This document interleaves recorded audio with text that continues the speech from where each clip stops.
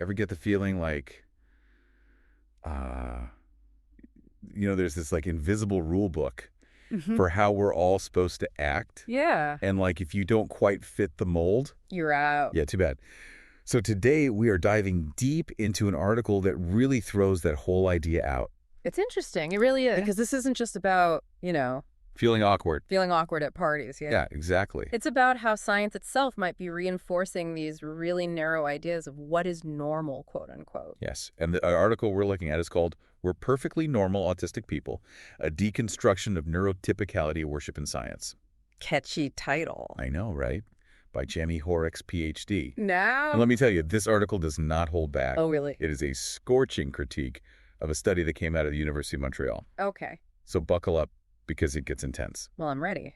All right, good. What I think is really interesting is how the article connects a very specific study to these much larger questions about how we understand Yeah. and often misunderstand neurodiversity. Yes. And so this study was all about brain synchrony during social interactions. Okay. And Hoerricks really zeroes in on the language that the study authors use to describe autistic traits. I see.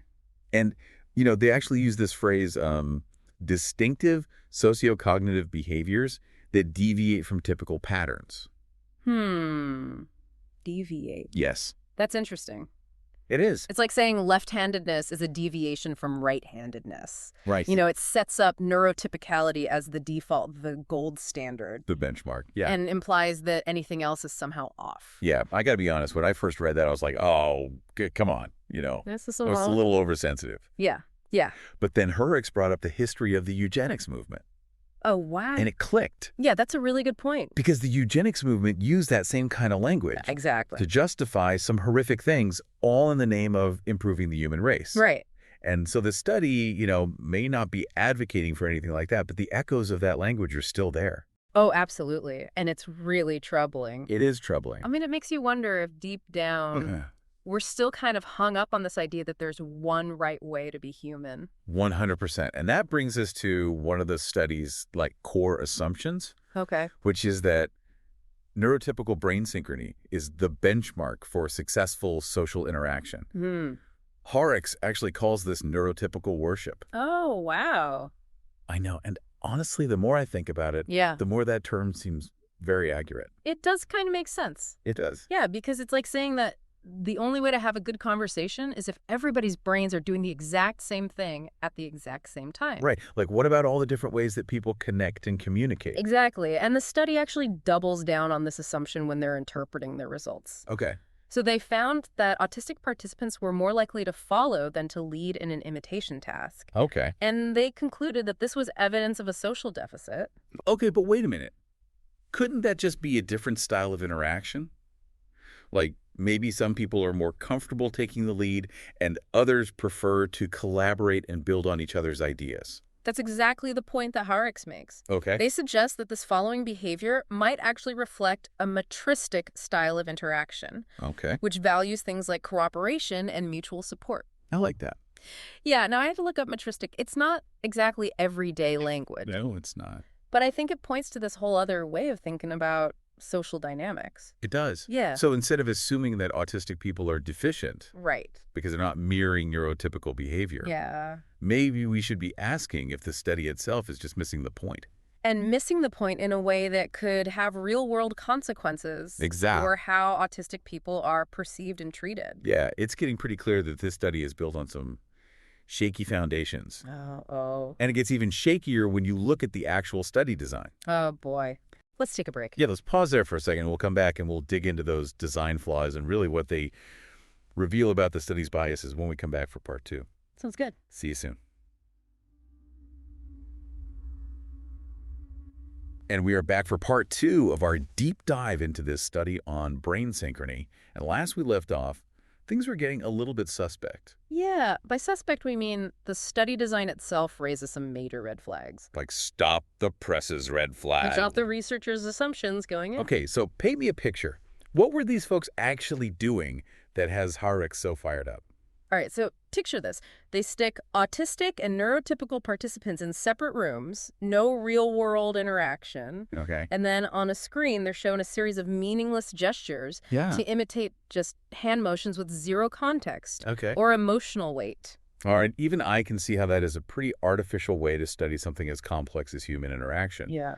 But how does Hoerricks connect this back to the whole neurotypical bias thing? Brilliantly, actually. Lay it on me. They point out that a significant portion of autistic individuals are what's called Gestalt language processors, or GLPs for short. Okay. And essentially, GLPs, they thrive on pre-learned scripts and familiar situations. Okay. They build understanding in chunks. It's kind of like puzzle pieces fitting together. Interesting. So if you have someone who's a GLP and they're suddenly thrown into this weird experiment with no script and no context for these random gestures, Of course it's going to throw them off. it's going to throw them off completely. Their communication style relies on understanding that big picture first. Yes. And this study throws out the big picture entirely. Right. And then acts surprised when some autistic participants don't engage the way that they expected. So it's not a social deficit. Yeah. It's a mismatch between the study design and how some autistic people process information. Exactly. It's like trying to judge a fish on its ability to climb a tree.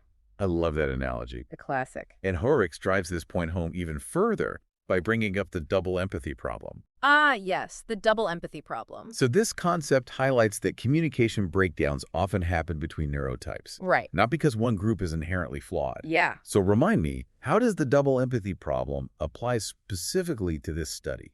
Well, the study kind of implicitly frames autistic participants as the ones responsible for bridging that communication gap. Interesting. Yeah, it's all about how well they synchronize with the neurotypical participants, as if that's the only measure of successful interaction. But what if it's a two-way street? Exactly. Like what if both sides need to adjust their communication styles to really understand each other? 100%. And Hoerricks points out that autistic communication often prioritizes clarity and directness over adhering to social niceties or, they're not trying to be difficult. They're just trying to communicate effectively in their own way. Which again makes the study's whole premise problematic. Totally. They set up a situation where autistic participants are practically guaranteed to be judged as deficient simply because their natural communication style doesn't match the neurotypical norm. Yeah, it's like they built this game that's rigged to make autistic people lose. Oh, wow. And then they use the results to say, see, they're just not good at socializing. Ugh, it's infuriating. I know. And to make matters worse, they completely ignore the potential impact of alexithymia, which is a condition that, makes it difficult to recognize and express emotions. Right. Alexithymia is often co-occurring with autism, and yet the study doesn't even mention it. It's like they're assuming that everyone experiences and expresses emotions in the same way, which is just clueless. Yeah, totally clueless. It makes you wonder how many other factors they overlooked. Oh, I'm sure a lot. Simply because they weren't looking through a neurodiversity-informed lens. Right. But speaking of neurodiversity, Yes. Hoerricks doesn't just stop at critiquing the study. No, they don't. This is where things get really interesting. Okay. They go on to connect this whole mess to a much bigger and frankly more disturbing trend. Ugh. I don't like where this is going. The framing of autism as something to be prevented. Wow. Okay, now we're getting into some seriously heavy territory here. I know. So let's take a deep breath and unpack that when we come back for part 3. Don't go anywhere. All right, we are back, and I gotta say, that last part left me feeling a little unsettled. Yeah, it's heavy stuff. We've gone from questioning a study's methods to questioning a whole societal mindset. And it's that societal mindset that Hoerricks really wants us to grapple with. Yeah. They connect this flawed research to this disturbing trend. Right. This idea that autism is something to be prevented. Preventive. Rather than understood and supported. Yeah, that's a big leap. It is. So how does Hoerricks make that connection? Because to be honest, when I hear prevent autism, my first thought is, things like prenatal care. Right. Which isn't inherently bad. Yeah, and Hoerricks acknowledges that there are legitimate medical concerns sometimes. Okay. But they argue that this focus on prevention often goes way beyond that. Right. It feeds into a narrative that autistic lives are somehow less valuable, something to be avoided at all costs. Okay, I'm starting to see what they mean. It's like instead of asking, how can we support autistic people to thrive? Right. We're asking, how can we make sure fewer autistic people are born? Exactly. And that shift in focus has real-world consequences. Yeah.